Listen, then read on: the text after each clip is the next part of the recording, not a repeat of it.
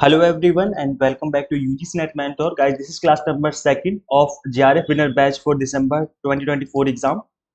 आज की इस लेक्चर में हम डिस्कस करेंगे मोस्ट इंपॉर्टेंट जो PYQs पूछे जा रहे हैं अभी रिसेंट ट्रेंड को समझना जरूरी, किस तरह के क्वेश्चन पूछे जा रहे हैं इनकी प्रैक्टिस करना बहुत जरूरी है। तो इसलिए आप सभी के लिए जो क्लासें मैं ले रहा हूँ, आप सभी के लिए क्लासें काफी इंपॉर्टेंट रोल प्ले करने वाली हैं। इससे आपको रिसेंट ट्रेंड समझ में आएगा कि आज के टाइम पर अभी जो रिसेंट एग्जाम हो रहे हैं किस तरह की क्वेश्चन एनटीए पूछ रहा है और इसका आंसर किस तरीके से आपको करना चाहिए।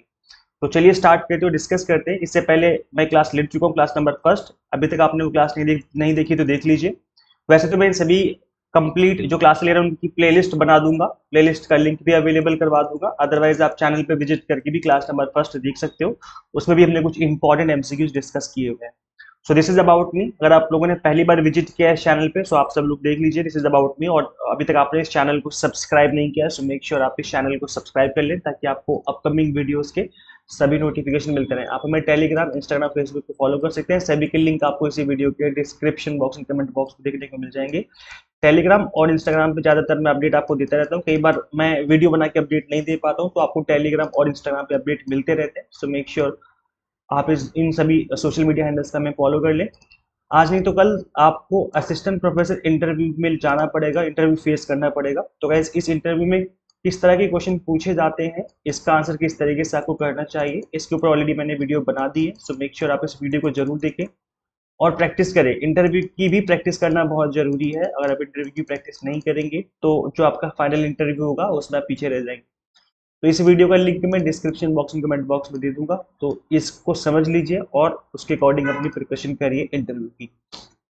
चलिएगा, इस क्वेश्चंस की प्रैक्टिस कर लेते हैं।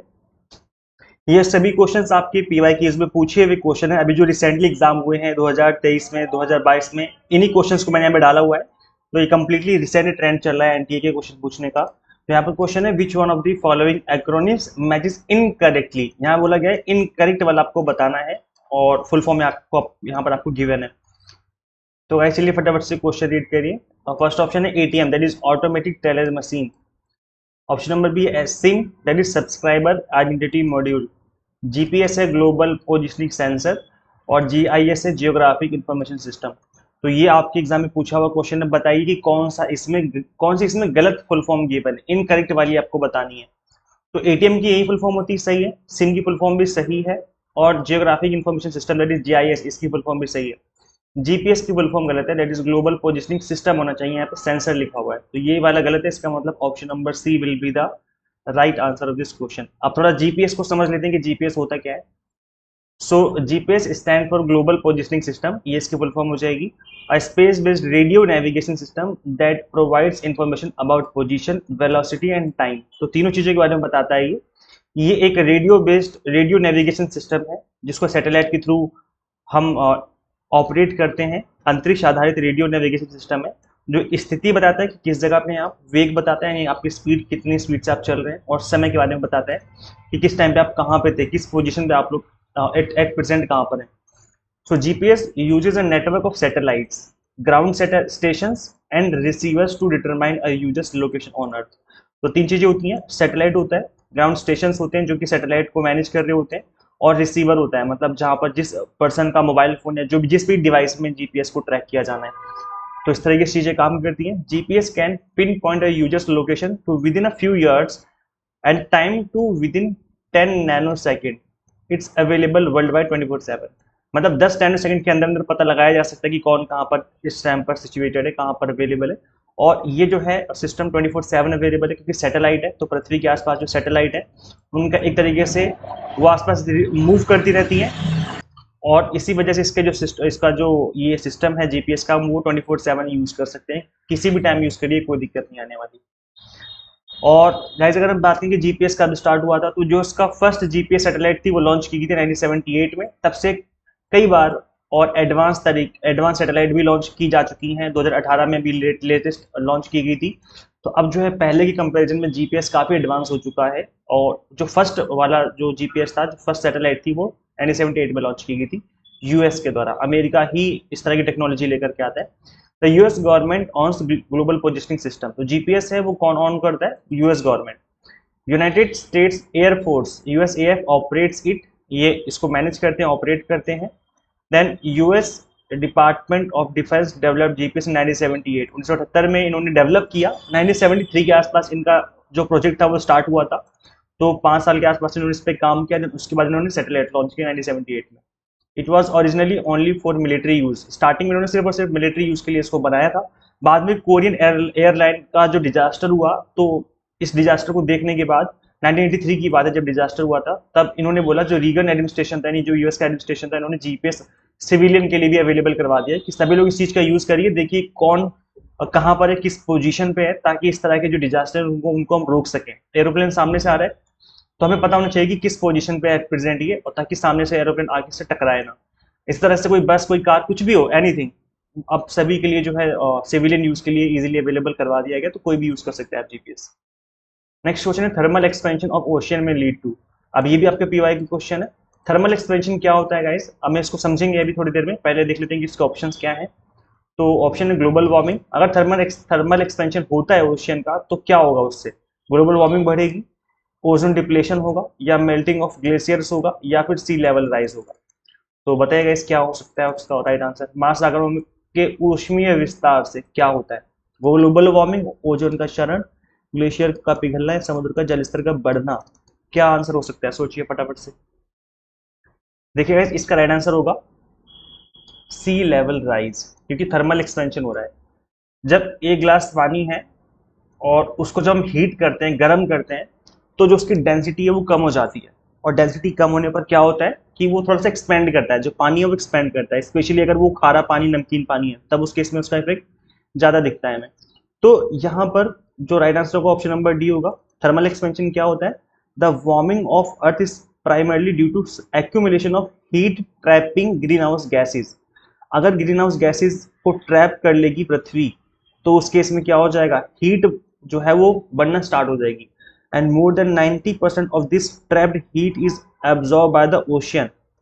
तो जो भी पृथ्वी पर 90% तक की जो गर्मी होती है, उसको कौन अवशोषित करता है? महासागर अवशोषित करते हैं। मतलब जो ओशियन है, ओशियन जो होते हैं, ये अवशोषित अपने अंदर एब्जॉर्ब कर लेते हैं। अब जब वो एब्जॉर्ब करेंगे, तो उस केस में क्या होगा, उनका टेम्परेचर बढ़ेगा, ओशन टेम्परेचर राइज करेगा, और जब राइज करेगा तो वाटर एक्सपेंड करेगा। अब जब वाटर एक्सपेंड करेगा तो क्या होगा, सी लेवल बढ़ जाएगा। तो और ये धीरे धीरे हो भी रहा है, आप देखेंगे सी लेवल बढ़ रहा है। पहले की अगर आप 50 साल पहले देखें और आज का सी लेवल देखें, तो पहले से सी लेवल बढ़ गया है।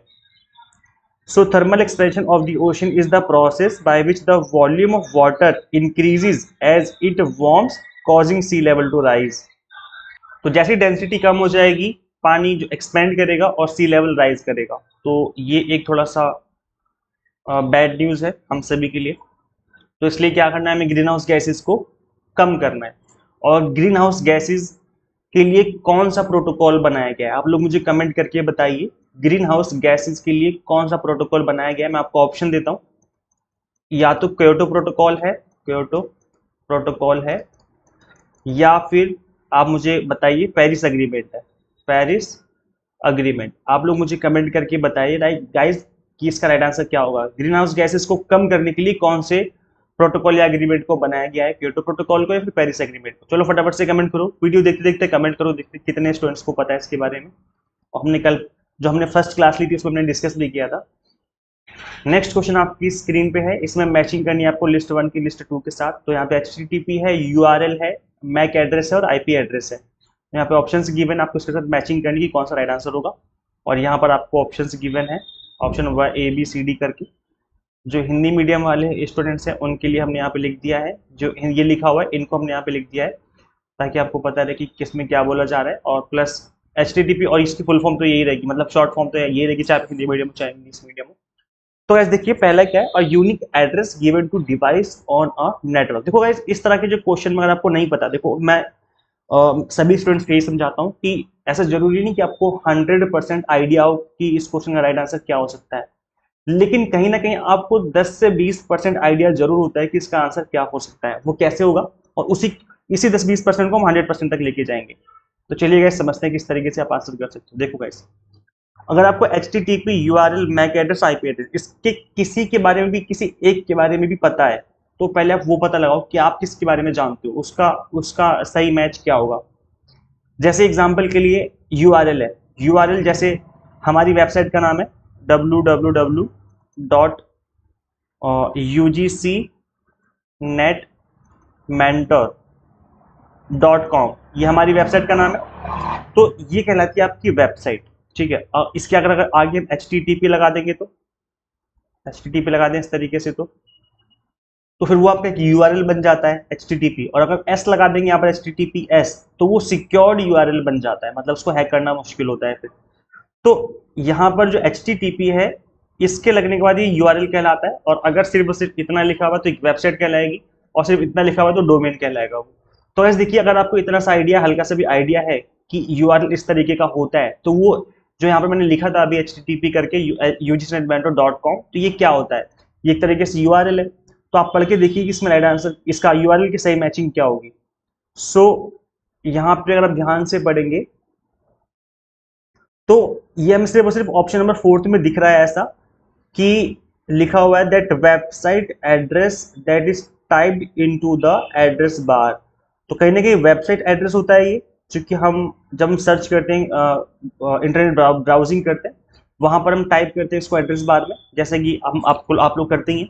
तो वेबसाइट एड्रेस इस तरीके का होता है URL ये। तो अगर B का 4th होगा, तो अब आप यहाँ पे देख सकते हो कि B का 4th कहाँ पे गिवन है। एक तो B का 4th यहाँ पे गिवन है, B का 4th यहाँ पे गिवन है। B का 4th यहाँ पर नहीं है, और B का 4th यहाँ पर भी नहीं है। इसका मतलब है कि यहाँ पे आप इजीली 2 ऑप्शन एलिमिनेट कर सकते हो कि यार ये ऑप्शन नहीं हो सकता और ये ऑप्शन भी आंसर नहीं हो सकता। अब ऑप्शन या तो A होगा या तो B, इसमें से कोई एक राइट आंसर आपका छिपा हुआ है। चलिए गाइस आगे देखते हैं, आगे बढ़ते हैं। इसके अलावा गाइस देखिए, अगर आपको थोड़ा सा भी आइडिया है IP एड्रेस का या HTTP का, किसी भी चीज का आपको हल्का सा भी आइडिया है, तो वहां से आप पता लगा सकते हो इजीली कि इसका सही मैच क्या होगा। जैसे एग्जांपल के तौर पे HTTP है, तो इसकी फुल फॉर्म तो आई थिंक ज्यादातर स्टूडेंट्स को पता होगी, हाइपर टेक्स्ट ट्रांसफर प्रोटोकॉल। अब आपको पता ही प्रोटोकॉल है, ये क्या है, एक प्रोटोकॉल है। अब आप देखिए, ना तो इसमें किंग प्रोटोकॉल का मेंशन है इन्होंने, और ना ही इन्होंने यहाँ पे कहीं मेंशन किया हो प्रोटोकॉल का, ना यहाँ पे कहीं मेंशन किया हो प्रोटोकॉल का। बस एक ही प्रोटोकॉल लिखा हुआ, that the main protocol that governs the transmission of data using the internet. तो प्रोटोकॉल की बात की जाए तो कहीं ना कहीं ये इसका राइट आंसर हो सकता है। इसका मतलब ए का जो है वो सेकंड ऑप्शन हो जाएगा, और जैसे आपने ए का सेकंड लगाया, आपका ऑप्शन नंबर ए जो है वो करेक्ट आंसर हो जाएगा। तो अब आपने क्या देखा, आपने ये देखा कि ना तो मुझे मैक एड्रेस के बारे में पता है, ना ही मुझे IP एड्रेस के बारे में पता है, बस मैंने URL HTTP का यूज करते हुए सही आंसर का पता लगा लिया। तो इस तरीके से जो match of the following question होते हैं, ये आपके लिए कहीं ना कहीं इस तरीके से आपका सही आंसर पता लगाने में हेल्प कर सकते हैं, कि जहां पे अगर आपको 1 या 2 का भी आइडिया है तो उसका आप आंसर दे सकते हो। तो इस तरीके से आपकी अप्रोच होनी चाहिए आंसर करने की। आई होप आपको समझ में आ गया है कि जरूरी है कि क्वेश्चन का 100% आपको पता ही हो कि यही राइट आंसर है, लेकिन अगर 10-20% पता है तो भी आप करेक्ट आंसर की तरफ चल सकते हो, बढ़ सकते हो, ठीक है। तो इस तरीके से आपकी अप्रोच रहनी चाहिए आपके एग्जाम में। तो ऑप्शन नंबर ए जो है that will be the correct answer. MAC address क्या होता है, MAC address is unique address of the device, ये डिवाइस का एड्रेस होता है which provided by the manufacturer, जिस भी डिवाइस को मैन्युफैक्चरर ने बनाया है उसका एड्रेस देता है, तो ये जो है मैक एड्रेस कहलाता है। IP एड्रेस क्या होता है, it is unique address of device over a network, ये नेटवर्क के ऊपर का आपका एड्रेस होता है। मैं आपको समझाऊंगा IP एड्रेस अगले पेज पे। This address is provided by the network, तो जो भी आपका इंटरनेट प्रोवाइडर है, जैसे एयरटेल है, जियो है, इस तरह के जो इंटरनेट प्रोवाइडर है, वो नेटवर्क प्रोवाइडर आपको IP एड्रेस देते हैं। HTTP इसकी फुल फॉर्म होती है हाइपर टेक्स्ट ट्रांसफर प्रोटोकॉल। तो ये जो एक तरीके का मेन प्रोटोकॉल होता है जिसका यूज करते हैं हम ट्रांसमिशन ऑफ डेटा करते हैं over the network. And URL होता है यूनिवर्सल रिसोर्स लोकेटर। गाइस ये यूनिवर्सल नहीं, यूनिफॉर्म रिसोर्स लोकेटर होता है, यूनिफॉर्म रिसोर्स लोकेटर होता है। थोड़ा सा टाइपिंग मिस्टेक हो गई है, तो ये याद रखिए। URL की फुल फॉर्म होती है uniform resource locator is the website address that is typed in address bar. तो इस तरीके से जो है आपकी चीजें रहती हैं। अब हम एक बार IP एड्रेस को और समझ लेते हैं, बिकॉज आज के टाइम पे देखा गया कि IP एड्रेस से ज्यादातर क्वेश्चन बनते हैं आपके एग्जाम में। So each number in the set, जो ये IP एड्रेस कुछ इस तरीके से आपका दिखता है, ये डॉट डॉट करके सेपरेट होता है, इसमें 4 नंबर गिवन होते हैं 1 2 3 4 करके, और ये जो नंबर जो होते हैं ये 1 2 3 4, ये नंबर 0 से लेकर के 255 रेंज तक हो सकते हैं। मतलब यहाँ पर कोई नंबर 0 भी हो सकता है, मैक्सिमम 255 तक हो सकता है, 255, इसके बियॉन्ड नंबर नहीं होगा। किसी IP एड्रेस में 256 नंबर नहीं हो सकता। ये रेंज आपके 0 से 255, ये आपको याद रखना है। आईपी एड्रेस जो होता है इसकी रेंज आप देख सकते हो, या तो चारों 000 तक, मिनिमम 000 जा सकते हैं, मैक्सिमम 255 जा सकते हैं, इसके बियॉन्ड नहीं जा सकते। इसके अलावा अभी जो रिसेंट एग्जाम हुआ था, इसमें एनटीए ने ये पूछा था कि कितने बिट्स का होता है आईपी एड्रेस, तो ऐसे ही 32 बिट का होता है, क्योंकि 4 नंबर होते हैं, चारों नंबर 8-8 बिट्स के होते हैं, तो 8 चौके 32 हो जाएगा, 32 बिट का होगा। अगर हम बाइट की बात करें तो चारों 1-1 बाइट के होते हैं, मतलब 4 बाइट का हो जाएगा। तो ये आपको याद रखना है इसका, कि इसकी स्टोरेज, आई मीन इसकी स्टोरेज लिमिट स्टोरेज यूनिट कितनी होती है। Next question, which of the following subject were taught at the university of Nabadwip. इस तरह के क्वेश्चन भी आजकल एग्जाम में बन रहे हैं, जहाँ पे पूछा जाता है कि कौन सी यूनिवर्सिटी किस चीज के लिए फेमस है, या तो किसी का नेम दे देंगे, कि जैसे एग्जाम्पल के तौर पे चाणक्य, चाणक्य कौन सी यूनिवर्सिटी से पढ़े थे, किस यूनिवर्सिटी से एसोसिएटेड है, इस तरह का क्वेश्चन बन जाता है। तो या तो किसी पर्सन का नेम होगा, या फिर ये पूछा जाता है कि यूनिवर्सिटी किस सब्जेक्ट के लिए पॉपुलर थी, यहाँ पर कौन सा सब्जेक्ट पढ़ाया जाता था, या फिर ये जो यूनिवर्सिटी है वो कहाँ पर सिचुएटेड है, कौन से ईयर में बनी थी। इस तरह के क्वेश्चन बनते हैं आपके एंशिएंट यूनिवर्सिटी से, तो आप इनको अच्छे से प्रिपेयर कर लीजिए। यहाँ पर ऑप्शंस गिवन है, subject archaeology, physics, logic, literature, तंत्र।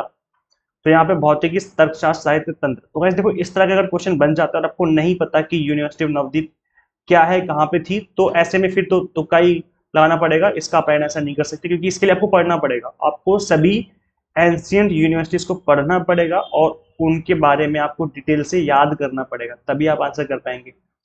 तो गुड न्यूज आप सभी के लिए ये है कि हमने आप सभी के लिए मोस्ट इंपॉर्टेंट जो एंशियंट यूनिवर्सिटीज है, इंडिया की मोस्ट इंपॉर्टेंट 8 से 10 एंशियंट यूनिवर्सिटीज हैं, तो इसकी जो पीडीएफ है हमने आपको फ्री ऑफ कॉस्ट अवेलेबल करवाई है, आप इसको डाउनलोड कर सकते हैं और इसके थ्रू आप पढ़ सकते हैं कि कौन सी यूनिवर्सिटी किस चीज के लिए फेमस है। बस मैंने फैक्ट लिखे हुए हैं उस पीडीएफ के अंदर, कि यहाँ पे कौन फेमस है, कौन यहाँ पर पढ़ा था, कौन कौन से सब्जेक्ट हैं, कहाँ पर सिचुएटेड है, कब यहाँ पर बनी, कौन सी यूनिवर्सिटी कब बनी थी।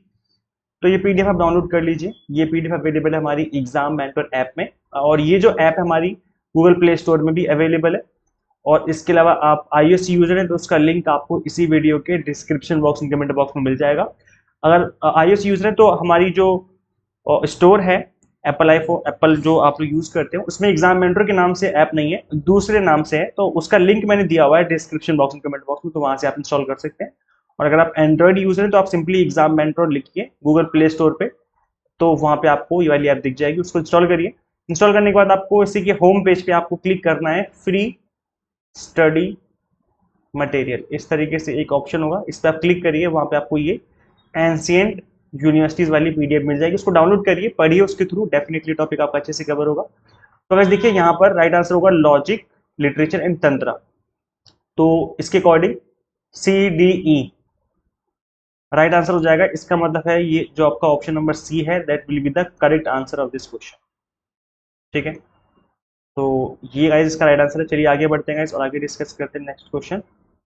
यहाँ पे लिखा हुआ है डिटेल में, that Nabadwip university was founded by scholar Mithila, it is used to follow the nyaya shastra to counter the philosophy of Buddhism, it was also known as Oxford of Bengal, इसको बंगाल का ऑक्सफोर्ड कहा जाता था। Main branches of education university were logic, grammar, politics, law, nyaya shastra, mimamsa shastra, tarkashastra were also associated with this university. तो इस तरह के जो फैक्ट हैं वो आपको पढ़ने हैं, और इस तरह के फैक्ट एग्जाम में पूछे जाते हैं। इसलिए मैं आपको हमेशा कहता हूं कि अगर मैं पढ़ा रहा हूं आपको तो कंप्लीटली एग्जाम टारगेटेड पढ़ाऊंगा, इधर उधर की बातें नहीं होंगी, जो एग्जाम के लिए इंपॉर्टेंट, जिस तरीके के एग्जाम में क्वेश्चन पूछे जाते हैं उस तरीके से मैं पढ़ाता हूं आपको, चाहे वो हमारा फ्री क्लासेस हो, चाहे वो हमारा पेड कोर्स हो। नेक्स्ट क्वेश्चन है, computer uses RAM and ROM to store data. तो यहाँ पर गिवन है कि रैम के बारे में बताना है कि कौन सा ट्रू है और कौन सा फॉल्स है। तो जो ट्रू है उसको हमें बताना है कि कौन सा रोम के बारे में ट्रू है। So it stores the programs and data that are currently in use. जो करंटली इन यूज होता है डेटा वो रैम स्टोर करता है, ना कि रोम। तो ये तो हो नहीं सकता, ऑप्शन ए तो नहीं हो सकता। It is use to boot up the computer when power is turn on. तो जो रोम में हमारी इंफॉर्मेशन होती है, और जब कंप्यूटर का पावर ऑन किया जाता है, जब बिजली चालू की जाती है, तो कंप्यूटर जब ऑन होता है तब इसका उपयोग किया जाता है कंप्यूटर को ओपन कराने में, तब रोम का यूज होता है। इसका मतलब ये सही है ऑप्शन। और जो सी गिवन है, its contents are retained when power is turn off. तो जब पावर टर्न ऑफ हो जाती है तो इसका कंटेंट बना रहता है, तो ये भी सही है। तो इसका मतलब बी और सी जो है वो सही है और ए गलत है। तो बी और सी देखिए, B and C, option number D हो जाएगा राइट आंसर। तो इस तरीके से आपको पढ़ना है। देखो रैम रोम हमेशा से इंपॉर्टेंट टॉपिक रहे हैं, इसको आप अच्छे से पढ़िए। रैम रोम के बारे में कंप्लीट इन्फॉर्मेशन आपको पता होनी चाहिए। सो थोड़ा समझ लेते हैं। It is use to boot up the computer when power is turn on. ये रोम की बात की जा रही है, करेक्ट है ये। ROM that is read only memory often contains the firmware और BIOS that is basic input output system. एक बार तो BIOS की फुल फॉर्म ही पूछ ली गई थी एग्जाम में। Necessity for the computer to initiate the booting process. So ROM ही यूज होता है जब बूटिंग प्रोसेस होता है, जब कंप्यूटर आप ऑन करते हैं।